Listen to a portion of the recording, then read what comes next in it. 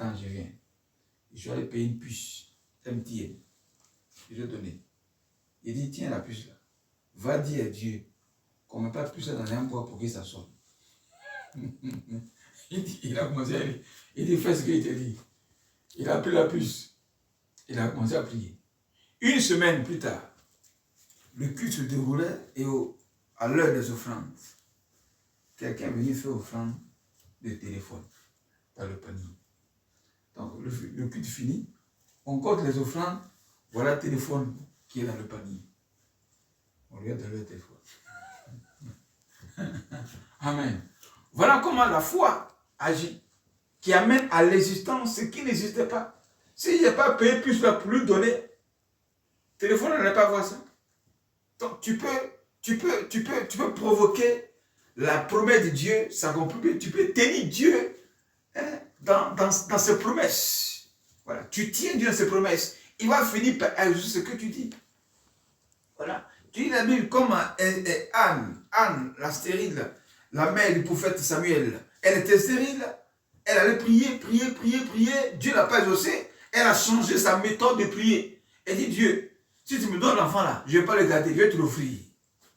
Dieu a vu son intérêt. Dieu a exaucé sa prière, elle est tombée enceinte. Quand elle a accouché, elle a servi l'enfant. Elle a mis l'enfant à l'église. Voilà comment il dit le prophète Samuel. Amen. Dieu tient ses promesses. Ni ma Marie qui était ici là. Tu la connais, non? Voilà. En 2017, le mariage, c'est elle qui a offert les alliances. Alors, ma femme venait, lui a dit, si tu vas dire à ta soeur, qu'est-ce qu'elle veut par rapport à l'offrande des alliances qu'elle a fait. Donc, si tu vas, Dieu m'a appelé. Donc, elle m'a appelé et elle a dit, elle veut un enfant. Que ça faisait 15 ans, après son premier fils qui est né, ça faisait 15 ans qu'elle est stérile, elle n'enfantait pas. Les docteurs italiens disent qu'elle ne peut pas enfanter, qu'elle ne peut plus enfanter. J'ai dit ça, les sorciers de la famille, c'est eux qui ont parlé. Et les docteurs aussi qui ont parlé. Mais Dieu n'a pas dit que tu es stérile, mais tu n'enfanteras pas. Donc, crois ce que tu dis, tu vas enfanter des jumeaux. C'est ce que je lui ai dit. On était au téléphone. Elle était ici, moi j'étais au pays. Et tu jeûnes 7 jours. Le 7e jour, tu m'appelles, on va prier. Elle a jeûné. Le 7e jour, elle m'appelle. On a prié 15 minutes au téléphone.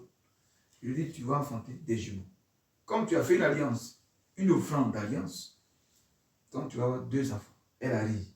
Comme ça a ri dans la parole. Il dit, il ne faut pas risquer. Si tu crois, ça va t'arriver. Elle dit, ok. 3 mois plus tard, elle m'appelle.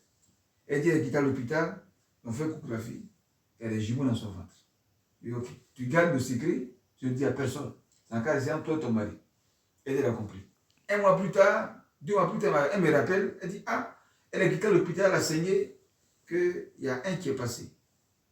Et puis un est resté. D'abord, avant qu'elle n'aille à l'hôpital, elle a eu un songe. Dans son songe, les gens l'ont vue enceinte. Et puis ceux qui l'ont vue ont dit, mais toi, Marie, tu es enceinte? Depuis quand tu es enceinte? Et dans le songe, à cause des paroles des gens, elle a perdu la grossesse dans son songe. Et puis ma peuple me dit, vous avez dit, Dieu t'a dit, Dieu te révèle pour te dire que si tu doutes, par rapport à ce que je t'ai dit là, si tu doutes, ça va passer. Mais si tu crois, tu ne doutes pas, ça restera. Mais les paroles des hommes là, c'était quoi? C'était des attaques. Des attaques. Donc si tu doutes dans cette bataille là, tu vas perdre. Mais Dieu ne va pas perdre ça, il ne va pas effacer sa promesse. Donc, 1 mois plus tard, elle me rappelle, c'est-à-dire qu'elle a eu des saignements et qu'il y a un enfant qui est passé. Et qu'un est resté. Donc, on a pu pousser un qui est resté là. Jusqu'à ce qu'elle accouche. C'est ça qui est son fils Rodney. Tu vois? Donc, Dieu tient ses promesses. Si tu doutes, la promesse reste là. C'est toi qui es perdant. Amen. Donc, voilà un peu ce qui s'est passé entre ce prophète Balaam et le roi Balak. Hein? Dieu dit à prophète Balaam, va bénir Israël. Un homme te dit, ouais, va le maudire. Et il finit par écouter ce que l'homme dit, il partait. Sur le chemin, l'ange bloque la route.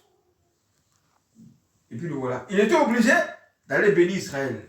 Donc Dieu tient toujours ses promesses pour l'accomplir. Il n'est pas un homme pour mentir, ni le fils d'un homme pour se repentir. Ce que sa bouche a dit, sa main finit toujours par l'accomplir.